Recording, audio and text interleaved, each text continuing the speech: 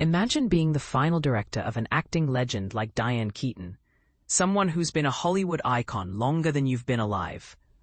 It's the kind of opportunity that could make anyone tremble, right?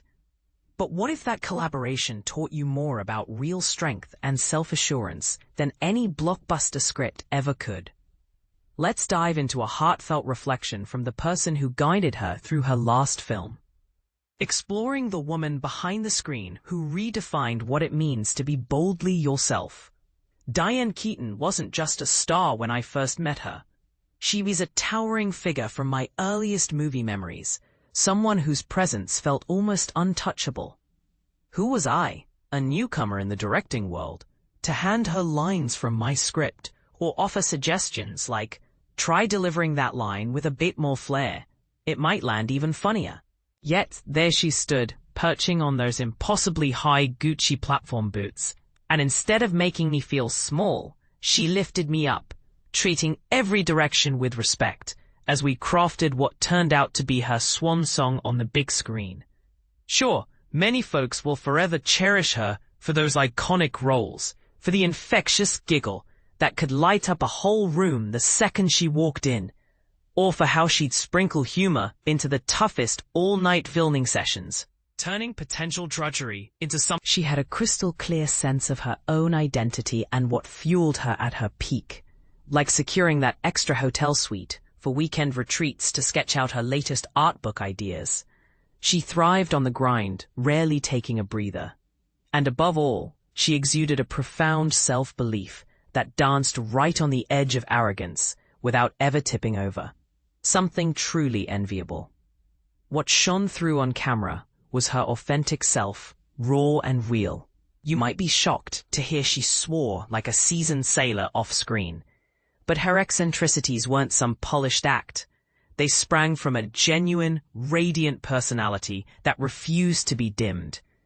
In a time when authenticity gets tossed around like a trendy hashtag, and women often face pressure to conform and blend in, Diane marched to her own drumbeat, far from the grip of social media algorithms or viral trends. She wasn't trying to start fads. She simply lived outside them, and the notion of tailoring her style or behavior to catch a guy's eye? Absolutely absurd to her. But here's where it gets controversial. I can't say for certain if the male gaze, that idea of women being judged or performing for men's approval, played a role in her earlier years. But in the time we worked together, it clearly had zero influence on her. This fierce independence and freedom? It was utterly captivating, both in her films and in person.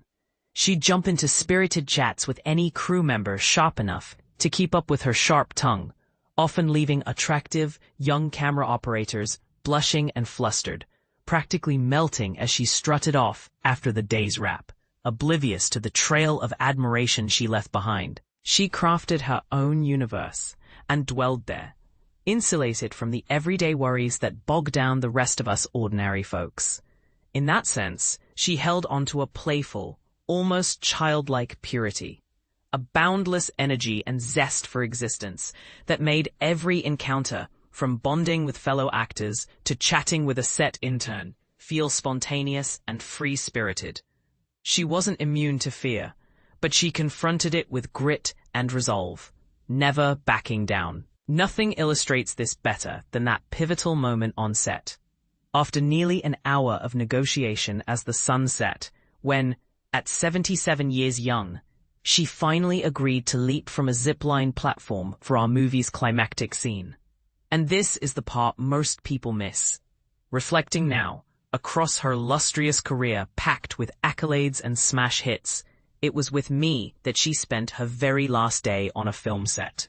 We pushed through into the late hours, even beyond our scheduled time.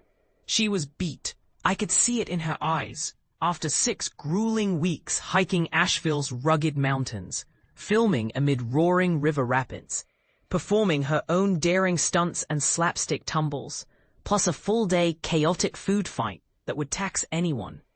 On top of that, she'd been jet-setting for press on another project during her off days.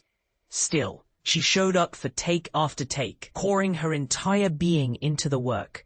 And get this, unlike some performers, who prefer slipping into character mode and being addressed by their role's name.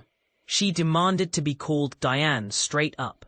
No games, no indirect messages through assistants. She insisted on direct, honest communication. She was Diane through and through, and that's how she'll always be remembered. Isn't it fascinating how one person's unyielding self-confidence can inspire such devotion? Do you think this kind of authentic, trend-defying approach is still possible in today's Hollywood, where algorithms and social media dictate so much? Or perhaps you disagree. Do her traits come across as empowering, or maybe even intimidating? Share your thoughts in the comments. I'd love to hear if her story resonates with you or sparks a different viewpoint.